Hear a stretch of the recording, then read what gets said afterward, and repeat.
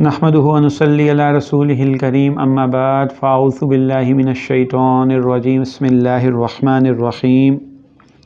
ومن اظلم ممن منع مساجد اللہ ان یذکر فیہا اسمہ وسعی فی خرابہا اولئک ما کان لہم ان یدخلوہا الا خائفین لہم فی الدنیا خزی ولہم فی الآخرۃ عذاب عظیم صدق اللہ العظیم۔ تو اللہ رب العزت کا بابرکت کلام میں نے پڑھا، آپ نے سنا، الحمدللہ اللہ پاک عمل کی توفیق عطا فرمائے۔ اللہ رب العزت فرما رہے ہیں ومن اظلم، کہ کون ظالم ہے اس شخص سے، ممن منع مساجد اللہ، کہ جو منع کرے اللہ کی مسجدوں سے، یعنی کہ روکے اللہ کی مسجد میں جانے سے، ان یذکر فیہا اسمہ، کہ وہاں پہ اللہ کا نام لیا جائے، اللہ کا ذکر کیا جائے، وسعی فی خرابہا، اور ان کی ویرانی کی کوشش کرے۔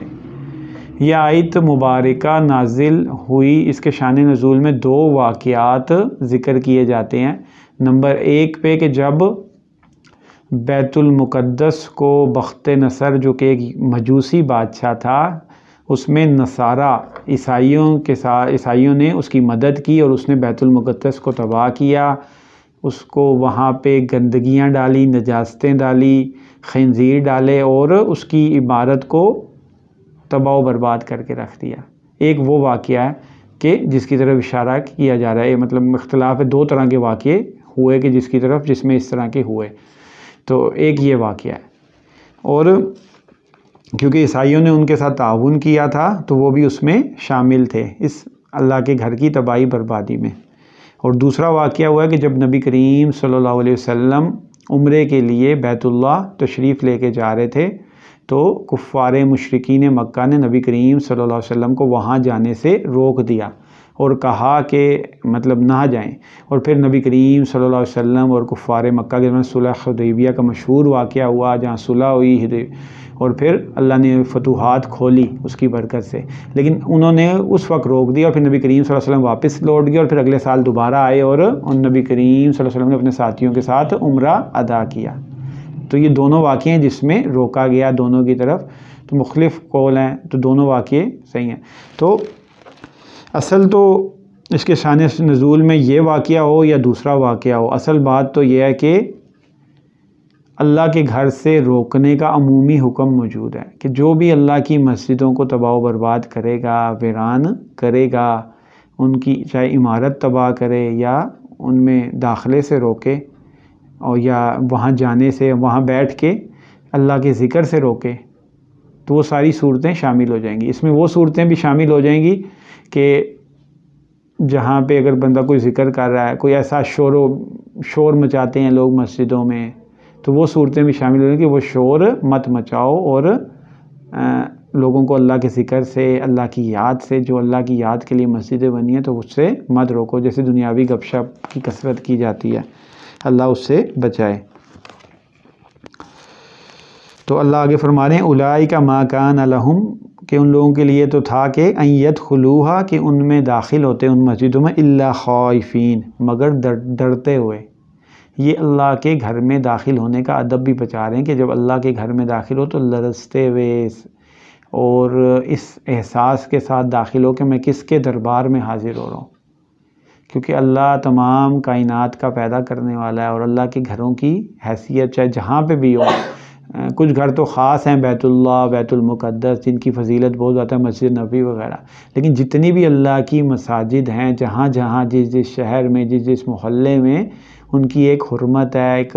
تو وہاں پہ ہونا تو یہ چاہیے کہ اس احساس کے ساتھ بندہ داخل ہو کہ اللہ کے خوف سے لرزتا ہوا داخل ہو کہ اللہ کا دربار ہے، اور عاجزی سے، خشوع خضوع سے، اللہ سے ڈرتے ہوئے داخل ہو جائے۔ لیکن ہماری کیفیت کیا ہوتی ہے؟ اس کی الٹ ہی ہوتی ہے۔ ہم لوگ جب داخل ہوتے ہیں تو گپ شپ اور اس چیز کا بھی خیال نہیں کرتے کہ کسی کو تکلیف ہو رہی ہے، یا کوئی تلاوت کر رہا ہے، یا کوئی نماز پڑھ رہا ہے اور اس کی نماز ڈسٹرب ہوگی ہمارے اونچا بولنے سے، فضول باتیں سے، فضول گپ شپ سے، تو دل میں، کیونکہ یہ اس کس وجہ سے ہے کہ اللہ کے گھر کی عظمت ہمارے دلوں کے اندر نہیں ہے، تو اللہ پاک ہمیں اس کو نصیب فرمائے۔ تو یہی مشرکین بھی یہی حرکتیں کرتے تھے، تو ہم بھی ویسا ہی عمل کریں گے تو کیا ہوگا؟ تو اللہ فرما رہے ہیں کہ جو اس کی ویرانی کی کوشش کرے. مشرکین تو خیر اور بھی ویرانی کی کوششیں کرتے تھے، خود تو مطلب بیت اللہ میں جاتے تھے لیکن ان کا جانا یا نہ جانا برابر تھا، کیونکہ انہوں نے بت رکھے ہوئے تھے، شرک کیا کرتے تھے وہاں پہ، اور برہنہ ہو کے طواف کیا کرتے تھے. تو اس قسم کے طوافوں کی اور اس قسم کی شرکیہ اعمال سے مسجدیں آباد نہیں ہوتی. تو ان کے جانے نہ جانے سے کوئی فرق نہیں پڑتا. اور اس سے ہمیں بھی جاننا چاہیے کہ ہم جا تو وہاں رہے ہیں، اور کس نیت سے جا رہے ہیں اور کیا حرکتیں کر رہے ہیں وہاں جا کے، اللہ کی عبادت کر رہے ہیں، اللہ کی یاد میں ہیں، یا فضول قسم کی گپ شپ میں لگے ہوئے ہیں. تو کیونکہ وہ فضول گپ شپ سے مسجدیں آباد نہیں ہوتی، مسجد آباد اللہ کی یاد سے ہوتی ہیں، کیونکہ وہ بنائی اسی لیے گئی ہوتی ہیں. داخلۃ لہم فی الدنیا خزی، تو ان لوگوں کے لیے کیا رسوائی ہے دنیا کے اندر، دنیا کے اندر رسوائی ہے. اور یہی ہوا کہ نبی کریم صلی اللہ علیہ وسلم کے دور مبارک کے بعد ہی ان یہودیوں کو اور مشرک ان سب کو وہاں سے نکال دیا، جزیرۃ العرب سے مشرکین کو اور ان کو سب کو نکال دیا گیا، یا عیسائی ہوں یا یہودی، ان کو وہاں سے نکال دیا گیا، بیت اللہ سے، اللہ کے گھر کے آس پاس سے، اس علاقے سے وہاں سے ان کو نکال دیا گیا، کیونکہ وہاں پہ مشرک اللہ کی نافرمانی کرنے والے کو رہنے کی اجازت نہیں ہے. تو یہ ان کی دنیا میں رسوائی تھی. یا پھر مسلمانوں کو اللہ پاک نے غلبہ دیا تھا اور یہ جزیہ دے کے مسلمانوں کے نیچے آ گئے تھے، تو یہ بھی ان کے لیے رسوائی تھی اللہ پاک کی طرف سے. وَلَهُمْ فِي الْآخِرَةِ عَذَابٌ عَظِيمٌ، اور آخرت میں ان کے لیے دردناک قسم کا عذاب ہے جو بہت سخت ہے. آخرت کا عذاب تو ظاہری بات ہے اس کے بعد ہوگا جو بہت ہی سخت ہوگا. جو حرکتیں، ایک تو ان کو شرک کی وجہ سے عذاب ہوگا، اور دوسرا جو مسجدوں میں روکنے کی وجہ سے دوہرا عذاب ہوگا، اور اس کا عذاب اس کی وجہ سے اور زیادہ شدت کا عذاب ہوگا. تو اللہ تعالی ہمیں اس قسم کی حرکتوں سے اور اللہ کے رب العزت کے پاک گھر کی عزت